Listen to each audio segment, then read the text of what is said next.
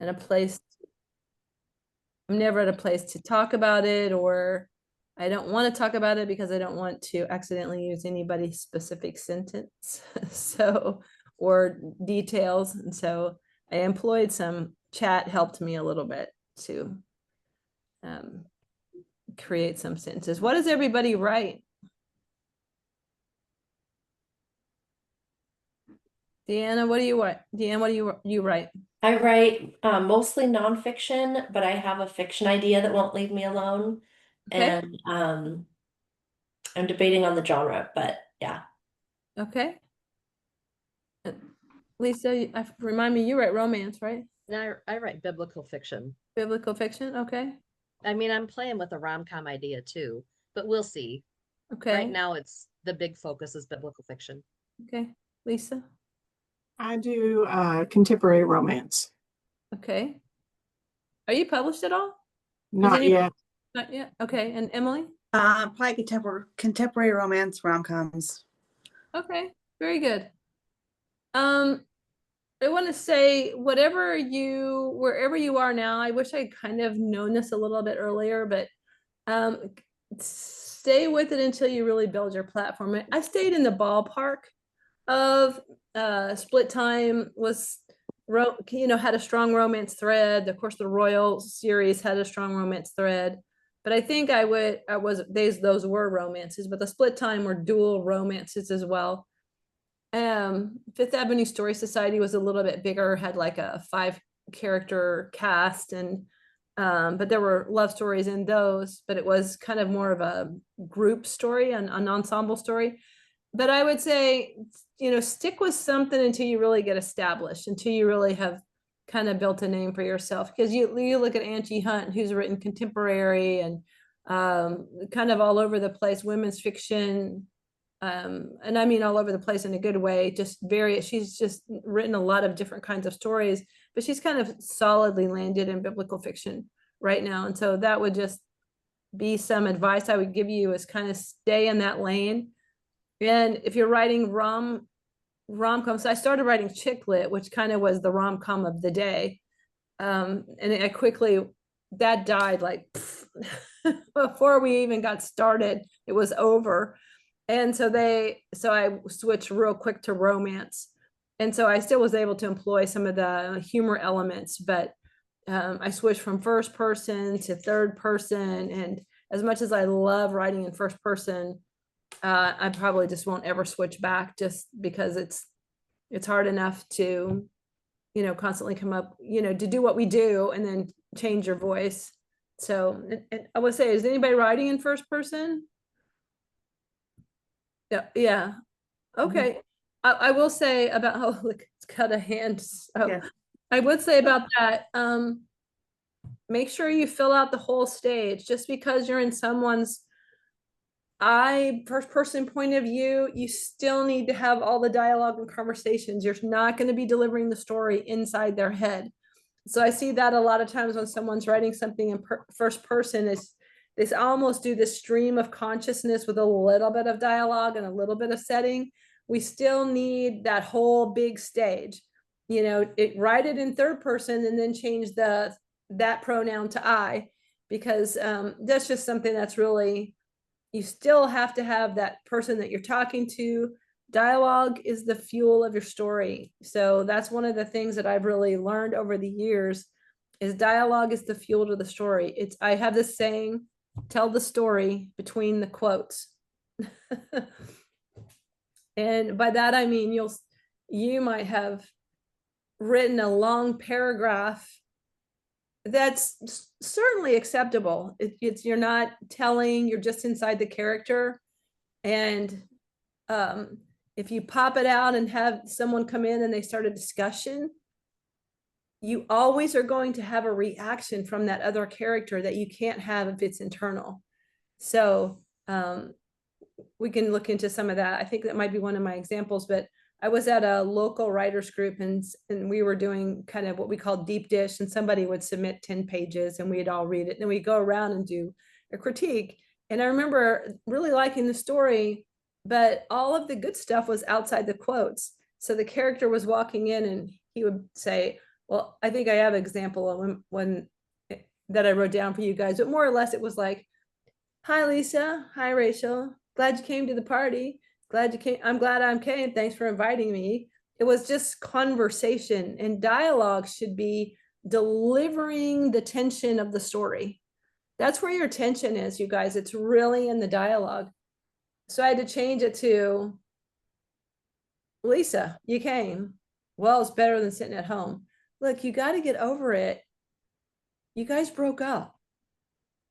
Well, you told me that Tommy was going to be here and he's a hottie, so I'm trying, so like that adds a lot more tension than you thinking, well, Rachel told me Tommy was going to be here, he better be. So it's just much more livelier on the page when we tell the story between the quotes. Does that make sense?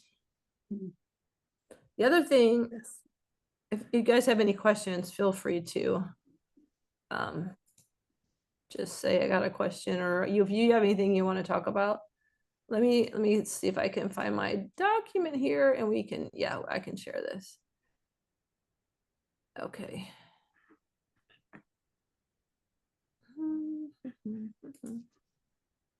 Share, just gonna be my piece of paper of notes.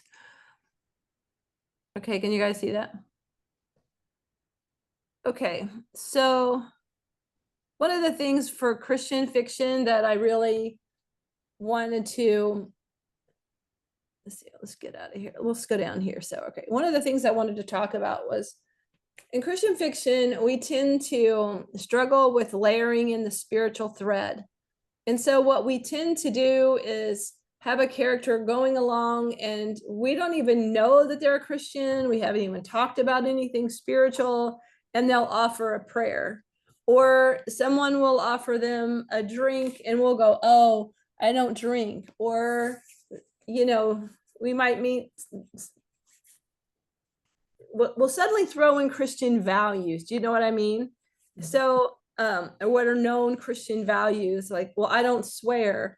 And, if your character is an old, sailor or construction worker or rock and roller, there's a good chance he's going to have a beer and say a few cuss words, right? Now, you don't have to put those on the page, but for us, here's my summary. This is what I would say to all Christian authors if I had the whole platform. It's like, let's encounter Jesus, not the church foyer. So the conversations that we have in the church foyer are often not, it's just not palatable to the reader. One, as a Christian, I particularly don't want to read it. I know the gospel message. I'm looking for good, uplifting fiction, and I don't mind. I like that the characters are Christian, may even go to church, may even talk about something that they felt God showed them, but I don't particularly want to have a Sunday school lesson. And I think that's sometimes where we struggle a little bit, and the world certainly doesn't want it. So we're either preaching to the choir or we're like turning them away. So if you guys are critiquing together, one of the things you can do is go, okay, how do we weave in the spiritual thread where the character maybe is encountering something? I use the word divine a lot, where the character is encountering something divine rather than, Granny giving them, scripture verses and telling them how to live their lives. It's because, you know what I'm saying? You could have a funny, quirky character that way, obviously. I was thinking today about it. If I had one way you could do that is maybe the character finally comes to the epiphany, or, they have the dark moment after the end of the second act. They have a dark moment effect, meaning I was going to fall in love with you, Tommy, but now I'm not. So you know what? I'm just going to quit my job and move back home. And so in that moment, you could have a divine moment where the character might be sitting in their car and going, tell me what to do. I don't know what to do. This is not supposed to be like this. And they get a sense of warmth, or they get a sense of some kind of presence, because, what we do is art, and God can be in the art. You can look at a painting that has nothing overtly Christian on it and you feel his presence. I've heard people tell stories about just someone, and I would tear up, even though it had nothing to do, but I would feel the presence of the Lord. And so just the kind of that challenge that we have in Christian fiction, as Christian authors, let's think about, Lord, how can they encounter you rather than the foyer or the Sunday school class, if that makes sense. So, maybe a little bit of the supernatural, or just, how you might feel if God was breaking in right now, or maybe see something that looks a little angelic, like something moving between the light and the shadows. These are all things I've tried to do, but the Lord will show you how to do it. But I just really want to challenge us as writers that our main goal is to uplift and entertain. But because we have the same Spirit that raised Christ from the dead living in us, his fragrance is going to be on the page. He's not going to be like, oh, Rachel didn't mention my name, I'm not going to show up in this book. I'm praying for him to be in the book. I'm praying for him to fill the cracks. And so, does that make sense? Yeah. Okay. All right. One of the things I want to talk about is, and I had to actually correct ChatGPT because he didn't get it right. One of the things that I see a lot when I'm working with new writers, and especially in the fiction world, and Deanne, it may be a little different in the nonfiction world, but just throwing this out there that may help you as well. There's really a lot of confusion about show, don't tell. And you guys have been around for a minute. You've probably heard lots of definitions. And sometimes I end up hearing like, it's the same sentence, you just added more words. And sometimes that is at the core, and this is some example sentences, but at the core, show don't tell is about the emotion of the scene. It's that emotion, that tension of the scene. You're showing what the character is dealing with. So what external things are happening that are getting at their internal problem, which we would talk about in the story equation. But what is their wound or their lie or their fear that they're trying to overcome? What truth is trying to come out? Because throughout the story, they're trying to realize their own calling, for their own secret desire, for lack of a better word, their own greatest dream. So in the scene, just ask yourself, are you really showing the emotion? So here's a couple of examples. So anger, you could say he was furious. And you know what? You can say he's furious if you have a scene that kind of sets it up. The shallow show is his fist clench. I see this a lot, you guys. I see a lot of clenching fist, biting lips, which I always want to go, ouch. Chewing on their thumb, doing weird things with the eyebrows. There's a lot of body functions doing things. We have butterflies in this, and you can have butterflies in the stomach, but I've seen some over dramatic metaphors where like, what is going on inside this body, like a train running through it or something like that. And so what ends up happening is a whole book, especially of the shallow show, his fist clenched, tears filled her eyes. Again, all those things are valid. Her heart fluttered, his pulse raced, she grinned. She grinned a lot. He laughed a lot, because it's just like showing you what's going on, because my main tension is between the dialogue. I'm showing you between the dialogue and the action and the prose. But you get a whole dialogue of someone a whole scene or a whole book of someone always clenching their fist, always chewing on the side of the lip, or biting their lower lip, or, weird sounds like sucking through their air through their teeth. The one that I really like, and it makes me laugh really, and I have good friends who use this one, but he blinked. And I think, I never tell a story going, oh man, Deanne and I were really going at it, and all of a sudden she blinked and said, you should go, Rachel. That would be really fun. I mean, I just never say that. So it's always, that one's always a weird, like, I don't even notice anybody blinking. So when I see that one, it always stands out in a book to me when I see that one. And, you know, you can certainly say he exhaled or he caught a breath, but we also want to go on to the deep show. So there, but again, too much of this can cause the reader to grow tired of, you know, what's one of the things I had to correct. I wrote in deep POV and I wrote so much in the deep show that it was exhausting. And my editor said, Rachel, leave some cookies on the lower shelf. So you can have some of the shallow show mixed in there. So, you know, if let's say Tommy's furious and we want to show it. So I come in and go, hey, he just fired everybody. And he goes, he aligned the papers. He had just slammed down. You knew? So that shows me that he's angry. But I could also write, he was furious. He aligned the papers. He had just slammed down. You knew? So you can see that balance of it. But really showing is, we actually will see the action. But again, it's really about the balance of emotion. We want to see the emotion of the scene. Tears filled her eyes. We see that one a lot. That can get overused. I have to watch that one. She couldn't bring herself to dust the picture frame. That's so good, you guys, because tears filled her eyes is the automatic response. So when someone is looking at a picture, say of they just buried their grandmother today, and she's looking at the picture, she feels sad.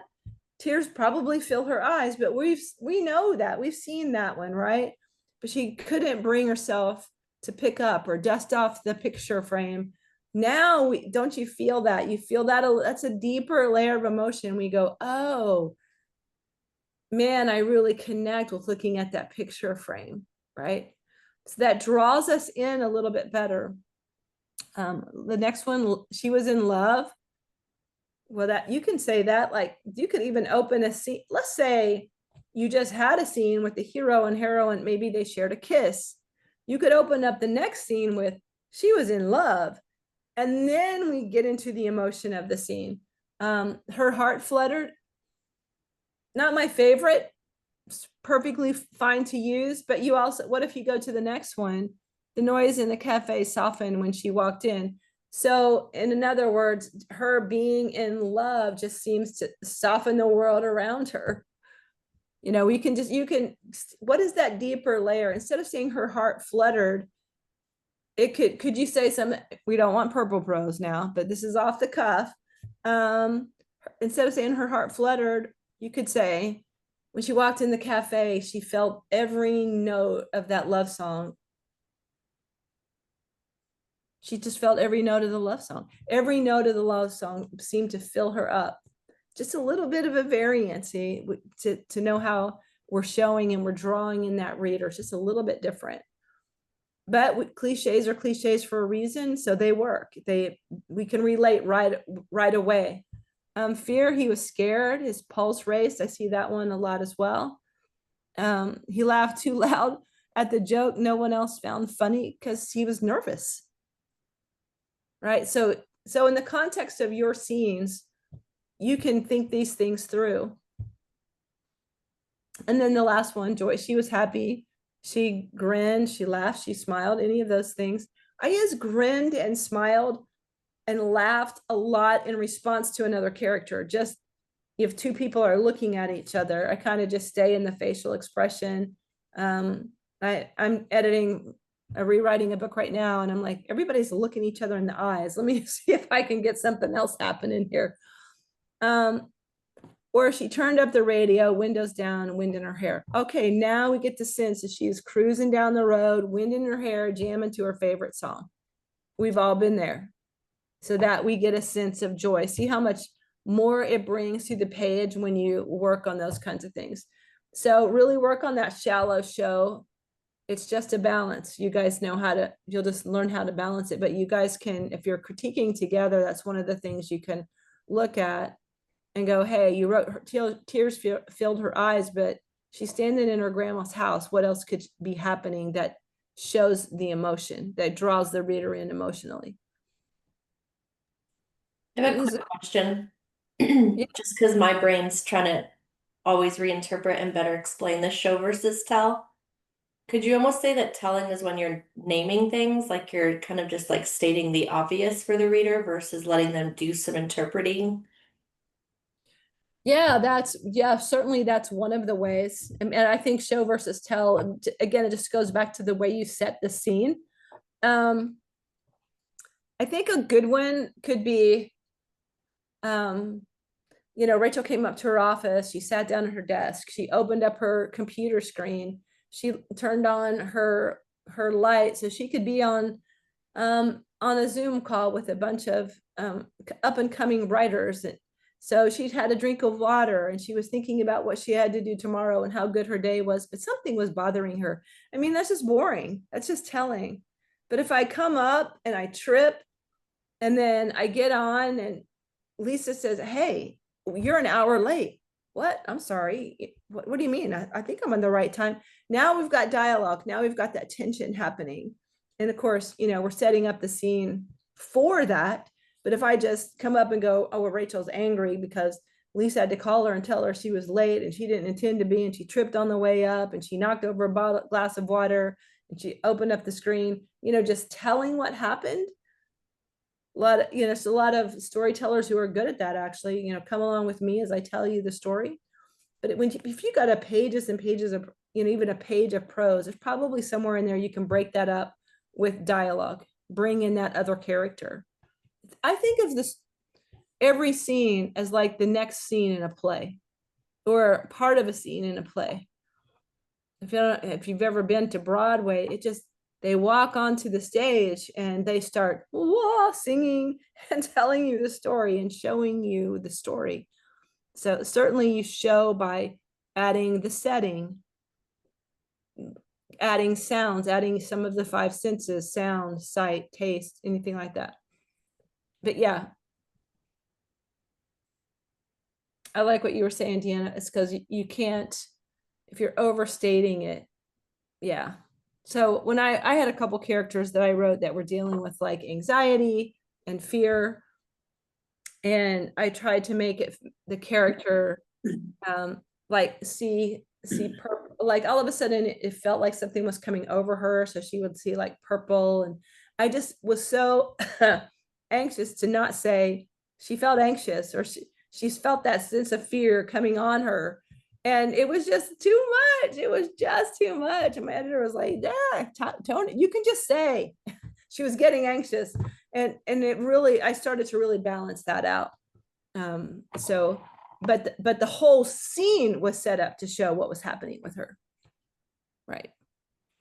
And that's really built on the scene before, and the scene before that, and the scene before that, and the scene I want to come after. This is a good one. If you use a metaphor inside your body. So I've seen a lot of weird ones, just we just like to say no trumpets, no marching bands on the inside, no geese, no heart dancing against the ribs.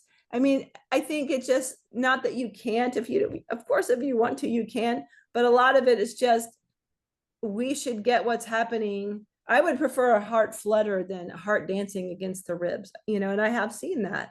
So I think it's just keep it, Occam's razor, the simplest way forward is the best way. The most obvious is the best way. So, if you can, there's lots of ways to show if you're excited, you could, she skipped, which she rarely did. Or, if someone's nervous, they keep tripping or they keep stuttering. There's lots of ways that you can actually show to show in a simple way. All right. Let's see. I want to talk about this branching sentences, left branching sentences and right branching sentences, because I think this is interesting and it's kind of can help elevate your writing. Have you guys heard of this at all? All right, you will, because when I read these sentences, you'll recognize them, but you just didn't know the name of them. So A left branching sentence begins with the modifier or the dependent clause before the main idea. So it delays the core of the sentence, creating anticipation, suspense, or reflection. So it's the modifier and dependent clause or the dependent clause before the main clause. And here's an example. With the scent of rain still clinging in her hair, she opened the window. So you get, she didn't open the window with the scent. It's this modifier, what's going on, the dependent clause before the main noun verb action. Does that make sense?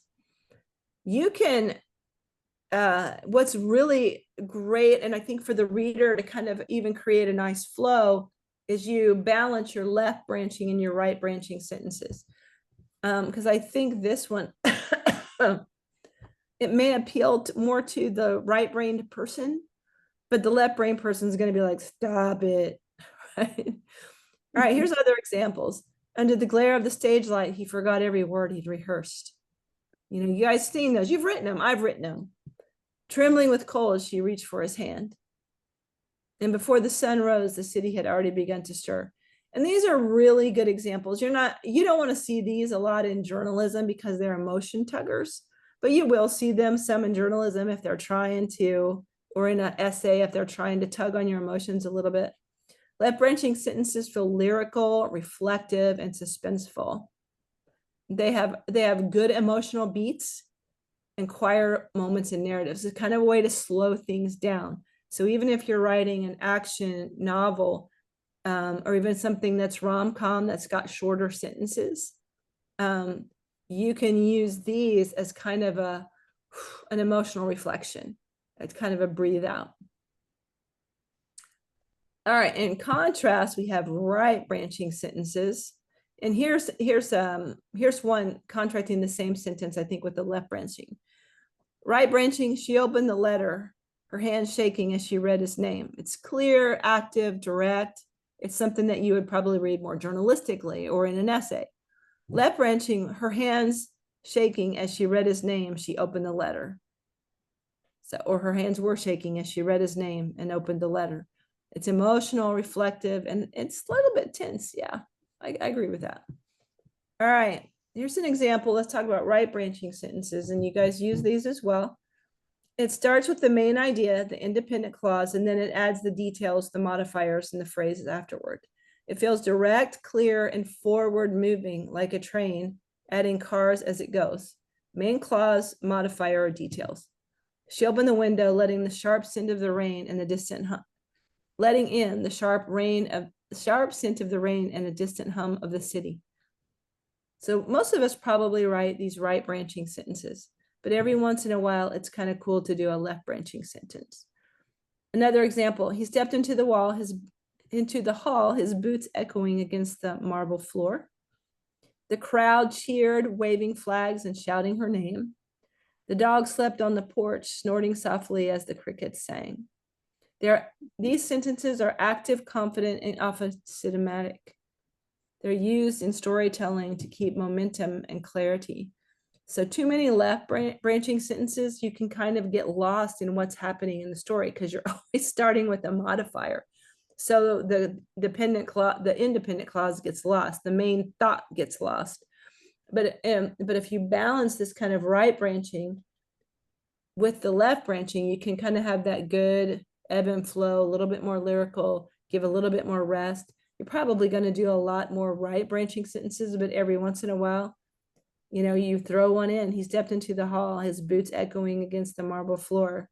And then you could throw in a left branching of some kind. The scent of Jill's perfume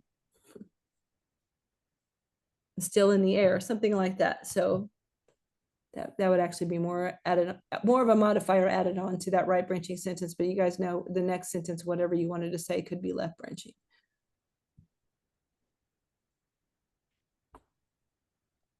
How often do you kind of think about this? Do you tend to like notice this when you're in the editing phase, or do you find you just kind of naturally do this now?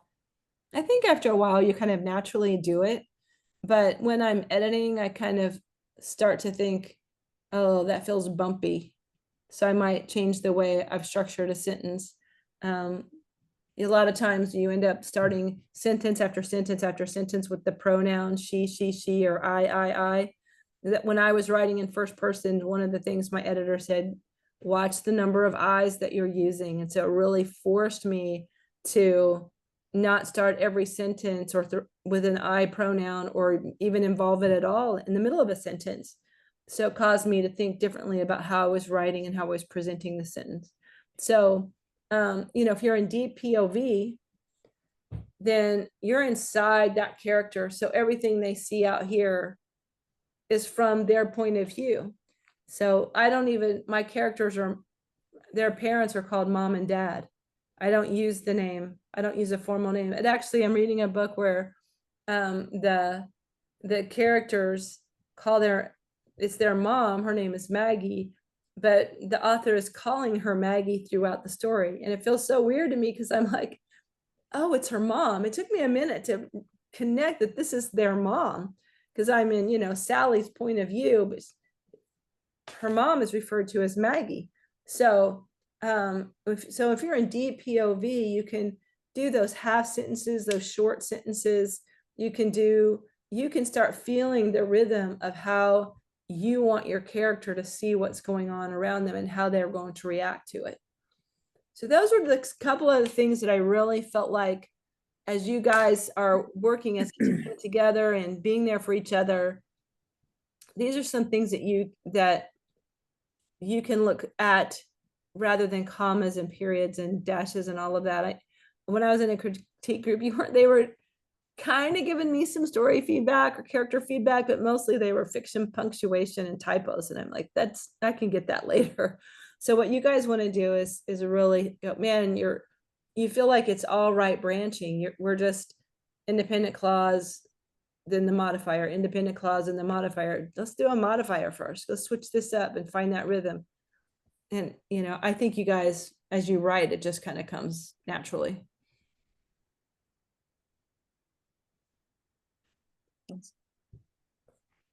But I think one of the big things I just see it a lot is this issue with show don't tell.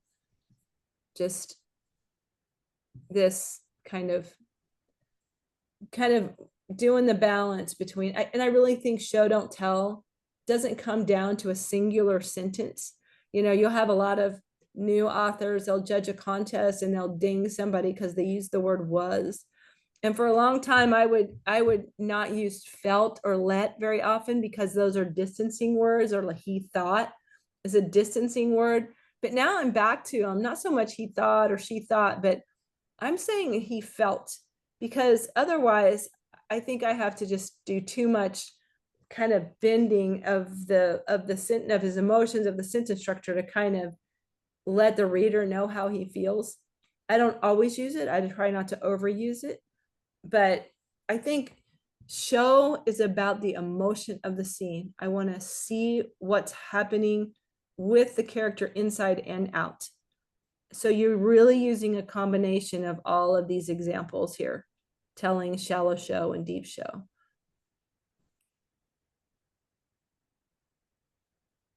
But, always challenge yourself. If you wrote, she felt sad, and some of it comes down to your voice, I would look at that for me and go, okay, what else can I do here? And I might do something like, well, this was a pickle. How was she going to get out of this? So, or I might say, she'd had better days, a lot better days. In fact, she needed to go to the store and buy more tissue. So like, you're just setting up kind of the rest of the scene, but I'm getting into how she feels and how she might perceive the day rather than announcing she felt sad. Yeah, lots of good things there. I have a question for that one. Does this convey anger and upset? If I said she swept a tear away, kind of. Does that give a good enough or no? I think to me, it says she is upset, but again, what comes next or what was before will let me know if she's angry or not. And you know, at least that's a perfectly good sentence, because especially if she's in dialogue, because you don't want all speaker attributes, he said, she said, but you also don't want all, you know, action attributes, because when I did Fifth Avenue Story Society, they were meeting every Monday night in the library that remained from an old Fifth Avenue mansion, and they're sitting in a circle. So what am I going to do? I can't have everybody moving every time they speak. So I used speaker attributes or took a bite of food because they had dinner together. So I think for you, it would be more like, you know, whatever your sentence was before that. Well, I don't know, Jedediah. I don't know, Jedediah. She swept the tear away. You don't make any sense to me. Because see, now I'm in the dialogue of the scene. I'm in the tension of the scene. I'm trying to remember where actually I used that. And I think it was that she was upset that she was crying. So she swept the tear away, flung it away or something, Yeah. Yeah. you know.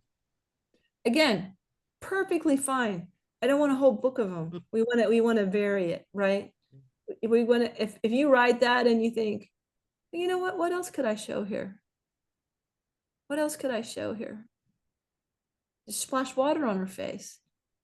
You know, what is there a metaphor? Like she's you know, she's splashed water on her face, so all those tears went down the drain, or went out to sea, or fell into the lake, or fell into the river. You know, so is that then showing some action of her heart, that she wishes it all would go down the river? Or she's someone who encountered Jesus, but she didn't get in the river. You can play with that. You can play with some of those things. You know, it's when I was in college, one of my professors, I took a class, I was a journalism major, and I took a class for magazine writing, but I didn't know what to write. I wasn't confident. And even though I always had lots of encouragement, I just wasn't confident. So my dad said, write what you know, but really you write who you are. You know, what comes out in my story, because I know this much, but what comes out of my stories and your stories is who you are. It's your personality on the page. And so I wrote this story about when we lived in South Florida, and it was orange groves everywhere. And so I would ride to school with my brother in the back of this old 1969 Barracuda that had a hole over the exhaust. And he was pick up his friends, but I had to ride in the back of the little hatchback where the exhaust was while his friends got the seat. Anyway, I wrote this whole story about it. And at the end of the class, I mean, everybody else had theirs of that session, that other people had their stories reviewed, and we were 20 minutes left in class. And I thought, oh man, he's going to kill me. I'm just like, well, this is no good. Let's all go home. And he saw all this metaphor in it, which totally shocked me. And he said, if you can figure out what you did, I think you got a good chance. And so I really feel like as I've grown as a writer, the Lord has just helped me see where I can pull metaphorical threads, and some of them don't work, some of them do. And so I think the Lord will help you with what you're good at. I just see it. I just see things. I see it in other people's writing. People will tell me their story, and I'll hear it and I'll see it right away. So what you guys will find the thing that you do well, that the Lord has gifted you in your writing. And, you know, metaphor is only one, you know, but everybody can find a way to layer in a couple of metaphors, if you think about it. Did you guys see the movie, The Proposal, with Sandra Bullock? Great movie, right? Well, no, remember when that movie opens, she's riding on a bike with a fake outdoor scene, and in her nice New York City apartment, but then she ends up going to Alaska, and she's riding a real bike outside, and it's all about her coming undone and healing that wound of her parents dying when she was 16 and she felt all alone. So they used that opening scene and a fake outside and then a real outside to cause her to change. And that was such a great scene. And then she falls into the, I think she, was it Drew, turned the boat around and she fell out, Ryan Reynolds' character, and she falls mhm. and she's like, I can't swim, I can't swim. Mhm. Another little metaphor for her life. She couldn't swim. So instead of kind of telling us that, they showed us how she was really kind of unprepared for life and why she was so kind of uptight and really not fun to be around. But they took her on a journey to, maybe watch that movie and kind of look for these things. They took her on a journey to show what she really wanted, and that was a family and to fall in love. But she was what? Scared. That's what she says to him. I am scared, when he says, marry me because I want to date you. And she says, I'm scared. And so so that was one of the, I've taught off of that movie before because I thought it was really kind of almost so clear but so well done in how we can use external things to reflect what's happening on the inside of the character.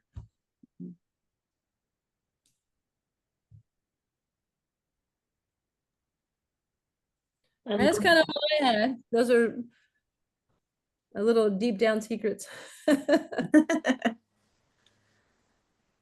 I like the wedding scene, the proposal, and then the wedding scene in the movie While You Were Sleeping. I feel like she's very similar in both those scenes. Yeah, she Her is. dialogue, what she says, is kind of very similar. It is actually. You're right. You're right. I don't know if they're done by the same person. And Annie Fletcher, I think, did the proposal. But yeah, you're right. And that's another one where she has played several movies where she was the alone, kind of abandoned girl that didn't necessarily need to be rescued, but needed somebody to love her. And I think the movie The Net, she was the same kind of character. But Yes. yeah, While You Were Sleeping is another good one about showing what she really wants. It's hard to see Jeremy Northam as a bad guy because I'm so used to making Mr. Knightley and Emma. So it's hard to see him as a bad guy. I'm like, he's not a bad guy. He's Mr. Knightley. Yes. I don't know if I've seen Emma. I have to check that one out. That's the 90s version with Gwyneth Paltrow and Jeremy Northam and Oh, okay. I forgot who else is in it, but yeah, it's pretty good. That's a good one. Yeah. Yeah. Does anybody have any questions about anything that you're writing and struggling with? Or I have one more that I like to talk about just in case, real quick. This is why I like the story equation by this book. Whenever you feel like you're not getting anywhere and you feel like you're kind of writing the same thing over and over, your character is just kind of reiterating the problem, then that means you're writing in circles. And so you need to figure out, wait a minute, I'm missing something here. So I had an example of that. I decided I didn't want to do the full story equation. I just thought, you know what, I'm just going to pants this thing. And you can pants using the story equation, or you can plot.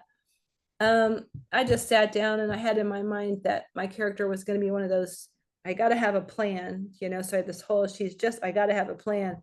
And about 3 or 4 scenes in, maybe somewhere in chapter 2 or 3, all she kept saying was she had to have a plan. And we all know there are people like that in real life, and they just come undone if their plan gets messed up. Those personality types, and thank God for them, because some of us need them.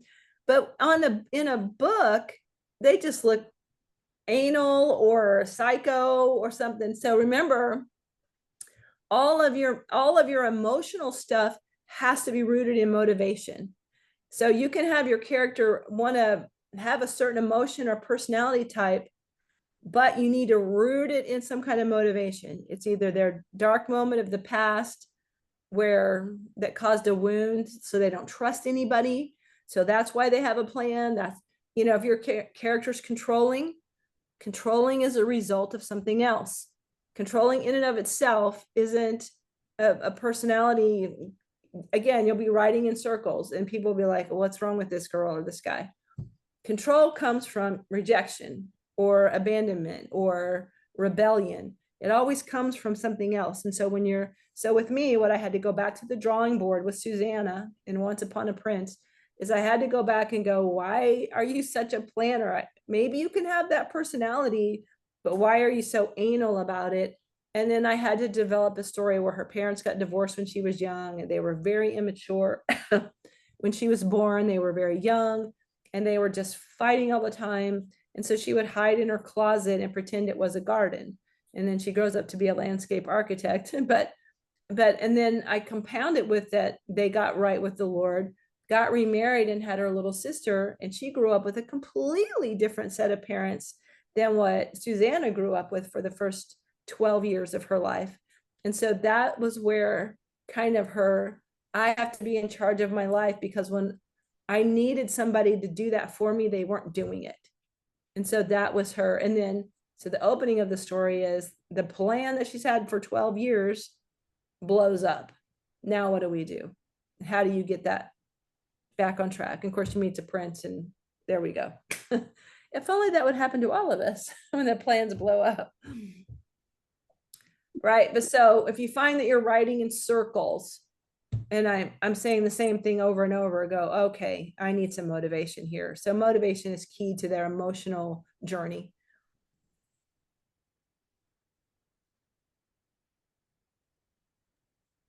This is kind of a weird question, but are there any more tree metaphors for sentences or like writing tips? Because I just love the visual of like the branches as you're plotting. Yeah. Oh man. Like of metaphors? Or just like visuals kind of as you're writing. Yeah, that's one of the biggest ones right there in the show don't tell, those kind of examples. I can't think of any off the top of my head.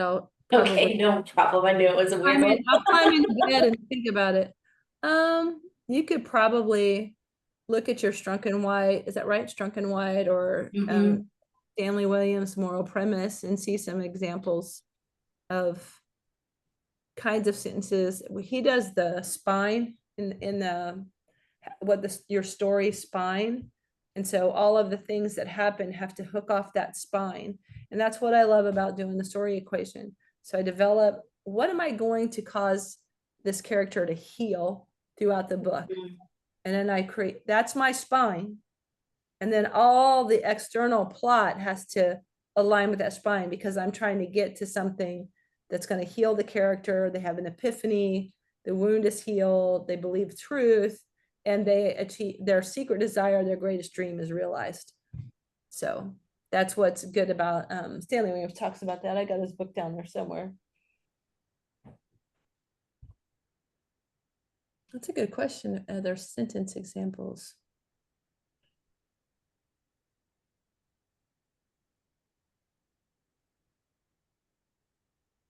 Are there any other like questions kind of as you're plotting, or maybe even like how do you decide if you have a good enough, strong enough idea for a story?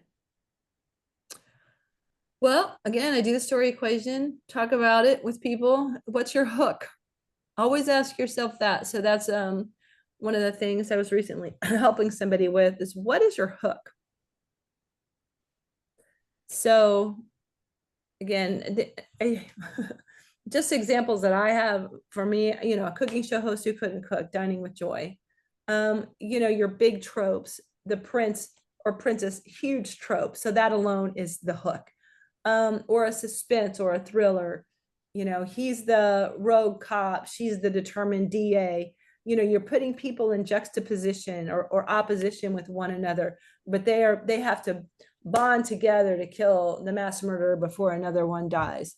What is your one line? If you can say one line, what is your story about that will help you define your hook?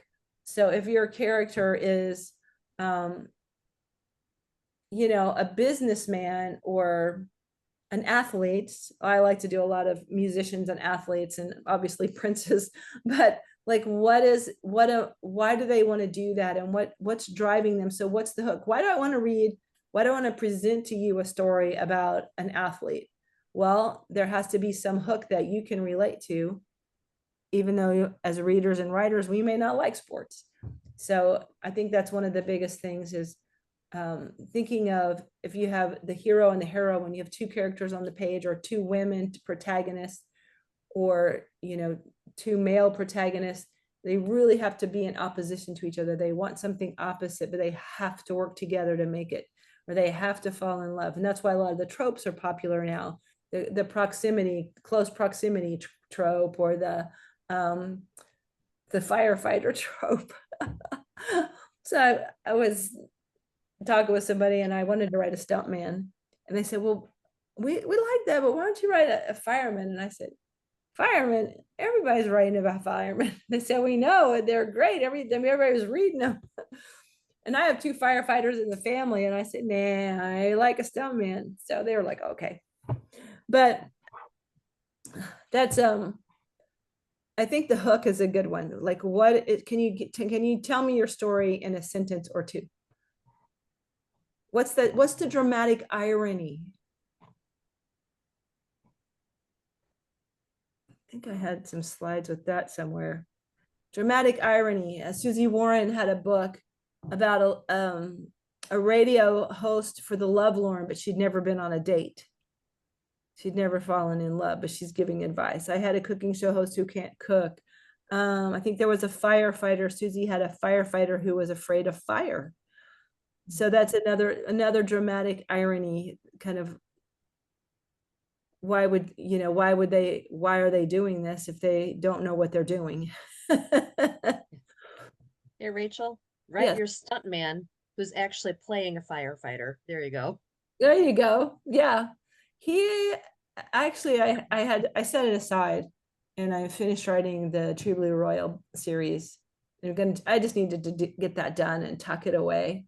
And so we'll see if Stuntman gets written, but I almost feel like I have to write it because I hunted down and found a stuntman and to advise me. And so I feel like I've kind of let him down because I turned down the opportunity to do it. So I just wanted to do something else. And so it's still out there. It's still cute. With them, so again, the irony with his story, as I had plotted it out, was they were divorced and he comes back to town. And one of the reasons, so here's a little dramatic irony. Her parents had been killed in a plane crash. It's been a minute since I looked at the synopsis. Had been killed in a plane crash. So she was feet on the ground, missed safe life, just she lived with her great aunt who was, just one of these eccentric ladies who had to push her to do things because she was going to make sure life was safe because she lost her mom and dad and her older sister in this plane crash, small aircraft. But she falls in love with this guy who likes to fly off the end of cliffs on motorcycles. And so over time, they fell in love. She took the chance, but she just couldn't do it because he got hurt. So they end up divorced, but he comes back into town when I had my town see Blue Beach, and they get stuck in an elevator together. So it was close proximity romance, second chance romance, and at this point, enemies to lovers romance. But the whole point being is she had to learn to take a chance and overcome her fears to love. Perfect love drives out all fears. So that scripture is just inherent in the story. And he had to learn that you don't always have to be. So I gave him a reason. Why are you always going Mach 1 with your hair on fire? It's because he was always made fun of as a kid. And so he would do these kind of things. And he was just an adventurer, but he would do these kind of things to kind of like stand out and not be made fun of. And so he had to learn that you don't have to be an adrenaline junkie to be worth something to someone. So there's your kind of dramatic irony. So when you think these things through, they just show themselves. You don't even have to really, it takes a minute. And sometimes I have to write it several times before I get it, but yeah. Ruben, did you watch the movie The Patriot? As another great one. Yes. Where the opening line, he said, well, I've long feared that my past will come to haunt me, something to that effect. He's an amazing warrior. He's an amazing leader. He's always afraid he's going to be that guy that was at Fort Wilderness and slaughtered those Indians in such a dramatic way. And so that he doesn't want to enter the war. He doesn't want to fight because he doesn't trust himself. And also, he is a family man. So there's some irony in that he has to do the very thing he doesn't want to do to save his family.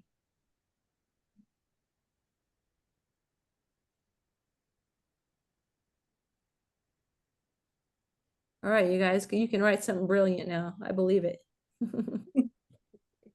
Really helpful examples. Thank you. Yes, this is amazing. Thank you so much. Great. Welcome. Yeah, if you ever have questions, let me know.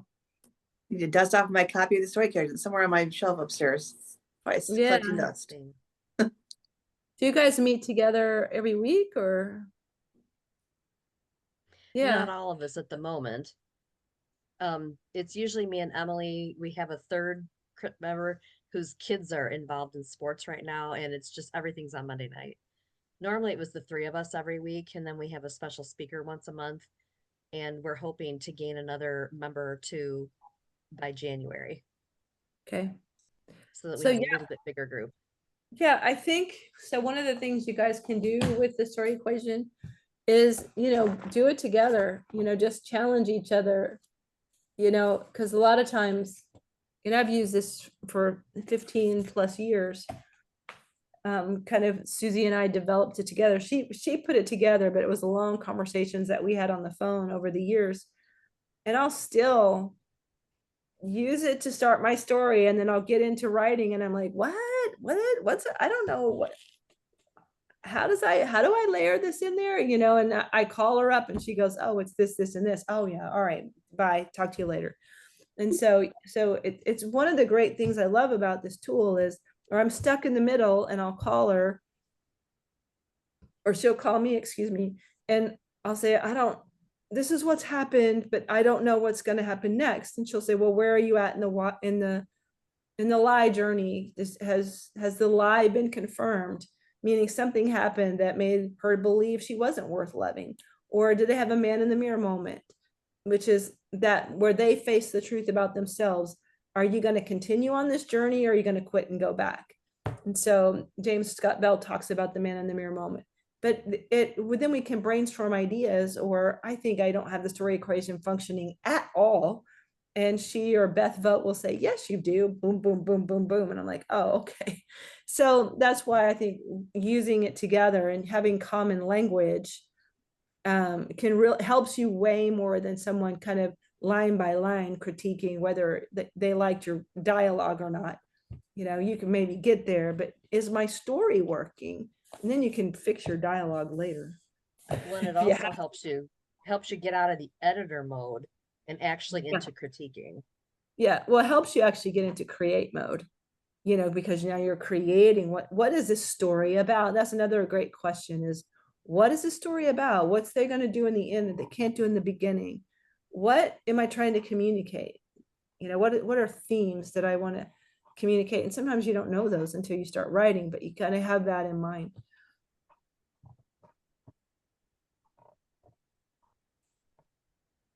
You guys can do it. Thank you so much, Rachel. We really You're appreciate welcome, you You're guys. amazing. Yeah, thank you. Love you guys. Well, if you ever have questions, let me know. you. We'll go get some sleep. All righty, I will. Thank you. Now, you guys, Bye. later. Stay warm.